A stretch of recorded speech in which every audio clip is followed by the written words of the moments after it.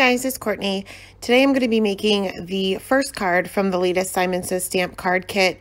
I'm just going to be using the stamp set for this one. It's Christmas Cheer, and of course it's going to be a one-layer scene, but I'm not doing any masking at all. I just got the kit today. The post office delivered it twice to the wrong address, so I finally got it. So this is kind of a little bit of a rush job just to kind of get a video up for you guys. So I'm stamping my images, and I'm only stamping 2 images from the stamp set onto a piece of Neenah Solar White 80-pound cardstock cut down to 4 1/4 by 5 1/2, and I stamped with blackout ink by Ink on 3 because of course I'm going to be doing Copic Coloring. And I'm going to be creating an indoor scene here, and it's going to be a really easy one. The little patch that Santa is standing on is supposed to be ice or snow, but I'm going to be using it as a rug.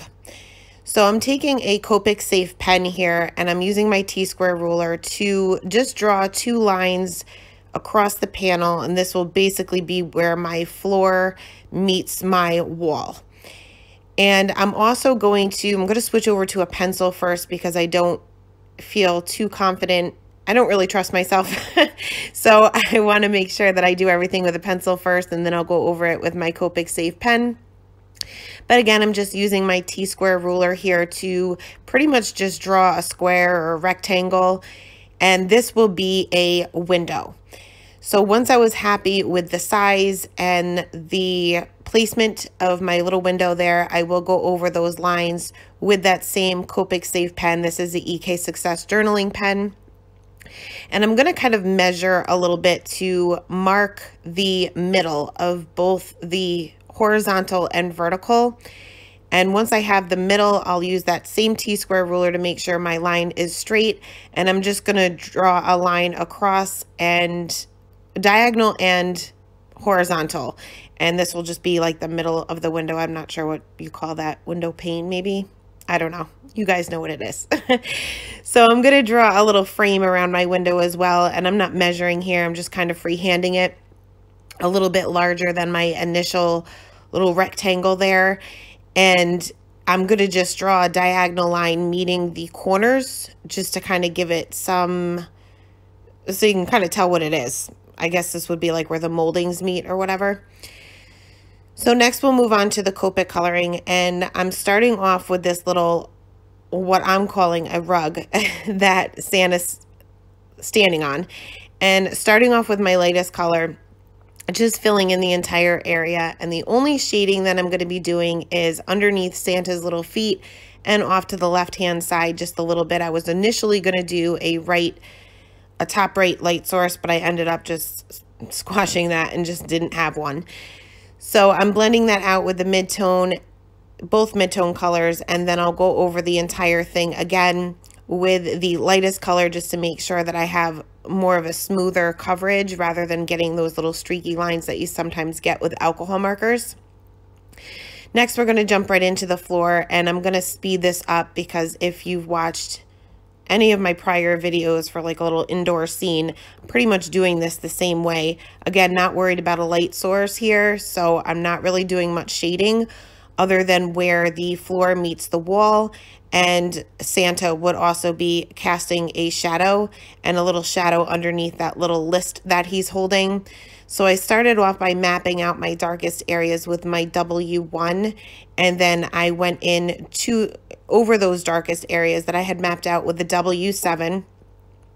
Now I'm just extending those areas out with the W5, including those shadows, making those a little bit thicker up, down, and to the side so that you get a smoother blend.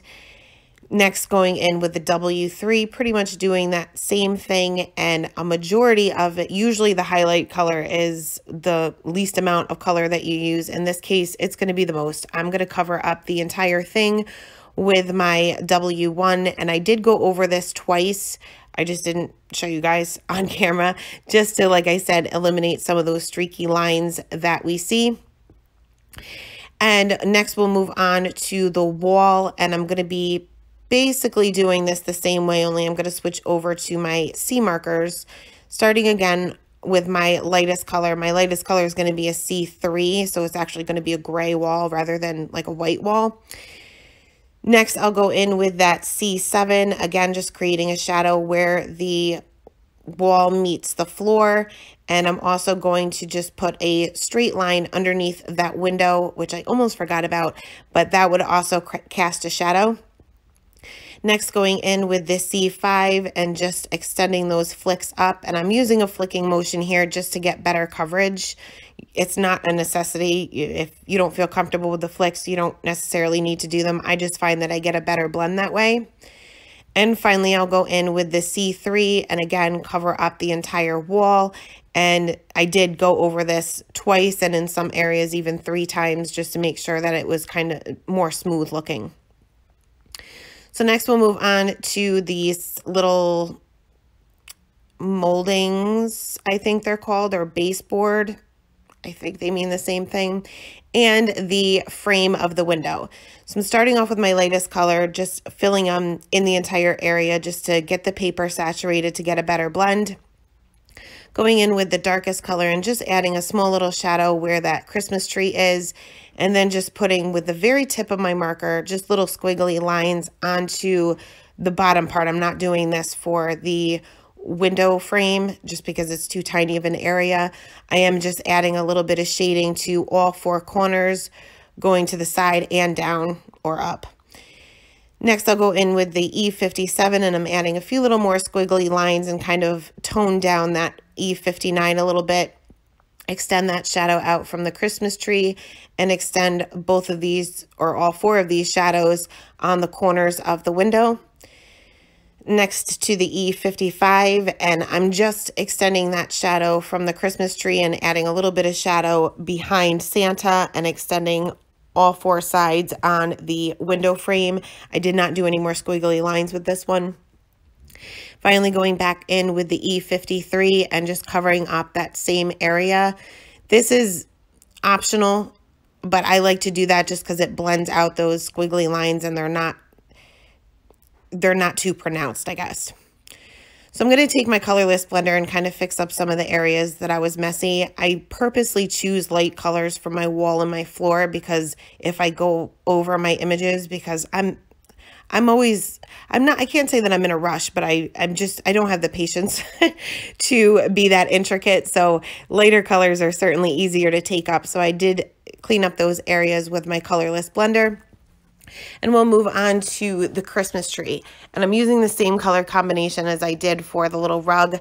And my plan was to create some shadows underneath the star and underneath where, like, the sections of the tree, even though they're not part of the image, I kind of figured I could create it and blended that out with my 2 midtones and then back to my lightest color. I initially started going around the little ornaments that are hanging on the tree.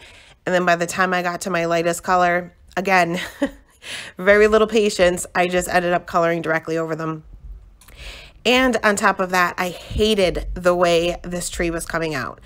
So I kept going with my lightest color thinking that that would help. And to me, it didn't.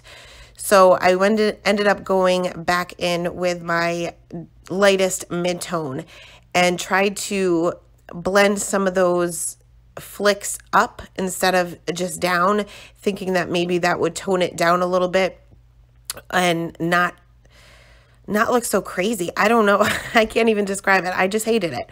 So I tried that and then blended that out with the lightest color again, and again, still hating it. So I decided to color in the ornaments, thinking that maybe giving them some color would not make this too noticeable. So I'm just going to go in with my R46. I'm coloring these in solid because we're going to be adding some glossy accents to these later anyway. So I wasn't worried about getting dimension to them. So I'm just going to go in with my R46, going directly over where I'd colored in with the green, having no patience at all. And I still hated it. So I tried again with that YG95 to extend those lines out a little bit further so that they weren't so dark. And I wasn't really worried about dimension at this point. I just wanted it to not look so ugly, for lack of a better word.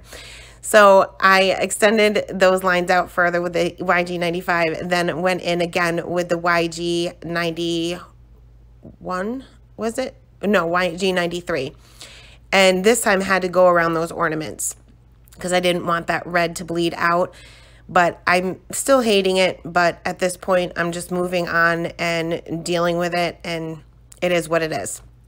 So for the star on the tree, I'm going to be using some Y markers, starting right off with my darkest color and just putting a little bit of shading on the bottom, blending that out with the Y26 and the Y23, and then just a little bit of the Y000 there on the top just to kind of brighten it up a little bit.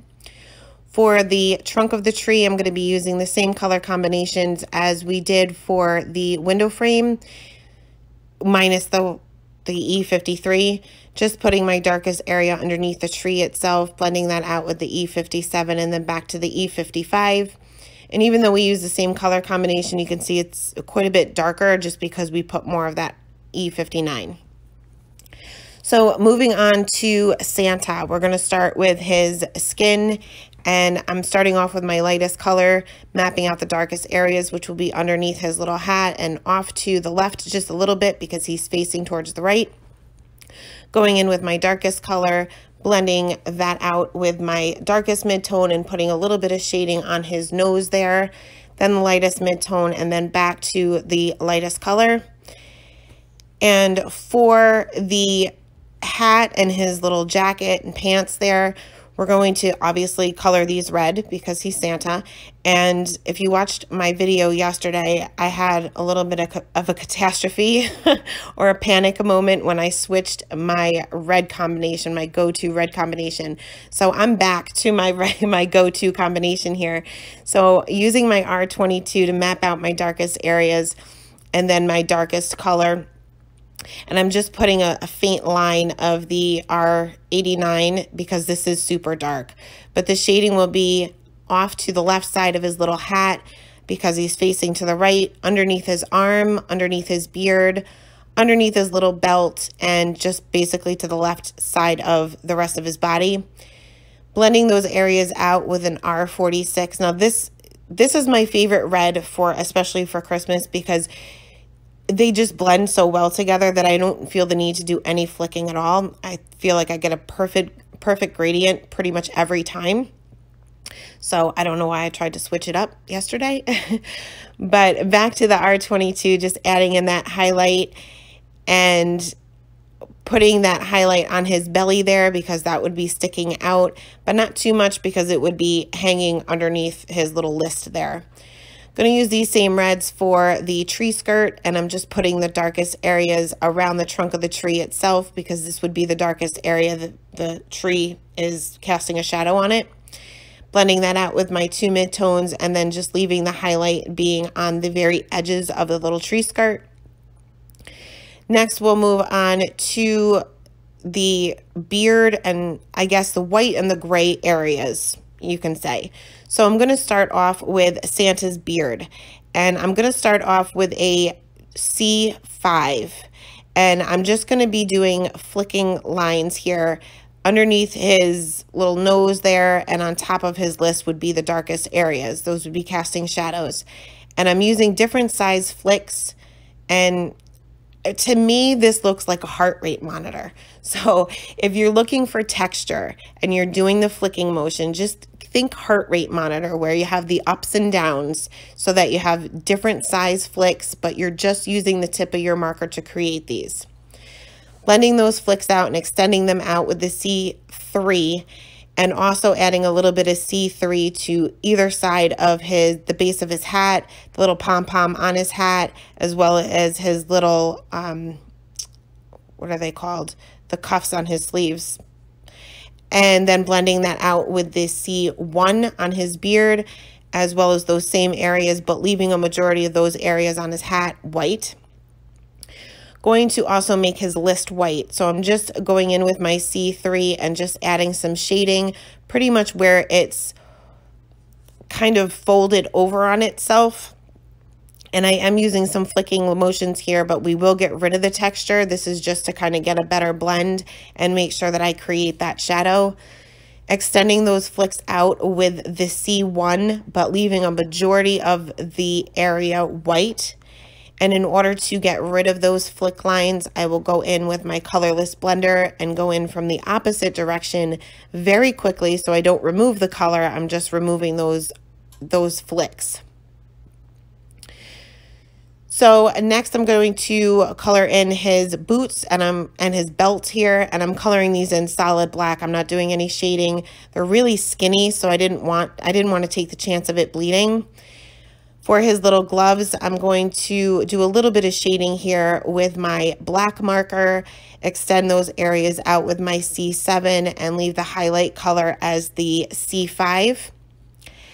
And last, we are going to color the outside of the window. So I'm coloring in the entire area with my lightest color, which is the B95. I initially was going to put shading on the bottom, but I'm going to put it on the top. So I ended up covering the entire thing just to get the paper saturated, and this will allow me to blend my colors a little bit better. Going to start with the B99 on the top, and I am doing flicking motions here. Again, this part is optional. If you haven't mastered the flick yet, that's okay. I just do this to get a better blend. Extending that area out with the B97, and then I'll go back in with that B95 and just fill in the bottom part of the little window there. That way it'll look like it's not just one solid color. It gives it a little bit, I guess, light outside. So I'm going to go ahead and add some details with my gel pen now. I'm going to add a little reflection on his hat and the little tree skirt, and I'm going to add some snow outside, and I'm just doing dots all over the place. Didn't realize that I had my hand where I just put that highlight on the tree skirt and I smeared it. So what I did is I let it dry completely, went right over it with my R22, and then just added that reflection back in. Next, I'm going to add some glossy accents to the little ornaments that are on the tree. And I did let this dry for a little bit before I continued on with the card, because the way my day was going, I knew I would smear it. So once that was dry, I went ahead and stamped my sentiment with VersaFine Onyx Black ink right there in the top left-hand corner. Didn't allow enough room, and it did kind of go over my window a little bit, but it is what it is. I'm okay with that. And I will add some sparkle to the star, as well as the bottom part of his little hat and the tree skirt. And this is a Nuvo Aqua shimmer pen. I have so many different brands, but they're kind of interchangeable. And last, I took a Copic safe pen and just added some little squiggly lines to the list just to make it look as if there was something written on it. And that is the card for today. Thank you guys so much for stopping by, and have a great day. Bye.